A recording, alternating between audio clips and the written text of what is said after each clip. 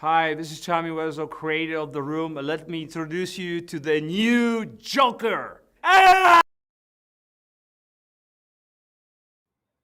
Okay, let's get into it. I like Joker.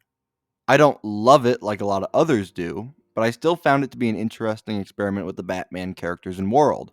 I don't think it needed a sequel, but after the first trailer looked promising, I thought it would be a pointless sequel, but at least a good one. That could not be more wrong. Joker 2 is a baffling film. It's literally one of the easiest movies to have gotten right, and yet they found a way to somehow mess it up. They had the ball teed up. All they had to do was swing and hit it into the hole, and instead, they hit the ball right into a pile of burning garbage. Messy metaphor aside, Joker 2 seems like it should have been a slam dunk for Warner Brothers. So, how did they screw it up? Well, allow me to explain as we dive into the disastrous sequel that is Joker Folie à Deux.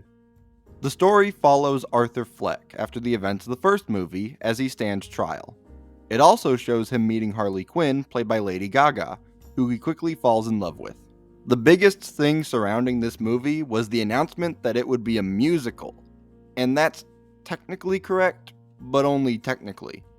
The musical sequences don't move the story forward in any significant way, and they're also mostly poorly sung by Joaquin Phoenix, with only a few songs utilizing Lady Gaga's singing voice. The plot point of Joker's trial feels like it should be the first act of the movie, but instead it gets drawn out for 2 hours. The biggest issue with this movie is the fact that it goes on for 2 hours and 19 minutes, and yet it feels like nothing of importance really happens, leading to the film feeling like a complete waste of time. But to talk about that, I'm going to have to do some spoiling. So if you plan on seeing this movie, but haven't yet, this is your spoiler warning. The movie ends with Arthur getting stabbed by another inmate at Arkham and dying as the other inmate cuts a smile into his face, meaning that Arthur was never the actual Joker, but rather just someone who inspired the real Joker, which just doesn't feel right.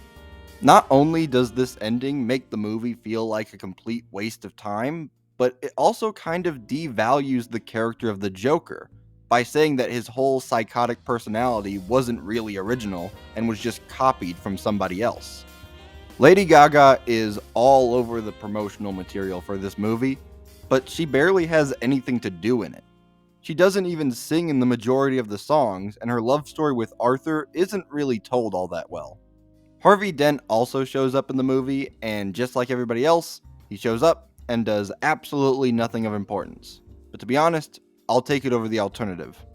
The big question everybody is asking about this movie is, who is this even for? The musical element is subpar at best. The film feels like it actively hates you if you liked the first movie, and there really isn't anything here for hardcore Batman fans either. So, if it's not for hardcore fans, fans of the first movie, or fans of musicals, then who is it for? The answer is no one. Joker 2 is made for absolutely no one. Todd Phillips has said before that he really didn't want to make a sequel to Joker because 1, he hates doing sequels, and 2, he felt he had told the story he wanted to tell already. But of course, Warner Brothers forced a sequel out of him anyway, with enough pressure and money. And I wouldn't be surprised if Todd Phillips made this movie bad on purpose to spite the studio. But that's all just speculation.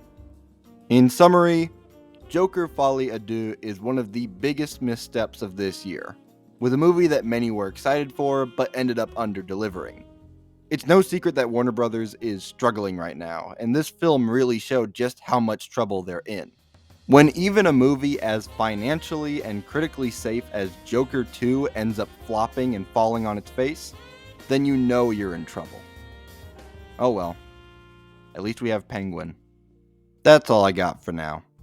Be sure to like, comment, subscribe, share with your friends, and hit that bell icon to be notified for whenever I make a new video. The next review should be the Silent Hill 2 remake, so if you're interested in that, or interested in supporting the channel more, then turn on notifications and check out my other videos. Okay, that's it.